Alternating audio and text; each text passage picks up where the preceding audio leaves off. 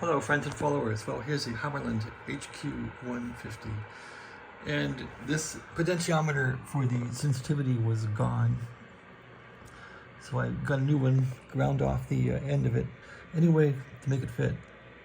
And this calls for a 10K pot in the schematic, so I bought a 10K pot, and it doesn't work worth a crap as far as the sensitivity being linear. So I finally figured out that if I put a 1K resistor in, and that goes on the between pretty much the ground terminal, this goes to a 30 ohm resistor, that's the center. If I put it between these two, a 1K, I get decent linear sensitivity somewhat. So here's a listen.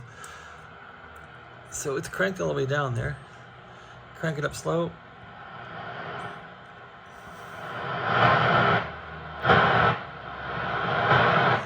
It's still got a burst at the end, but that's about as good as I can get it. So I'm gonna call it good. Again, that's a 1K resistor there. Okay, thanks for watching. Have a great day.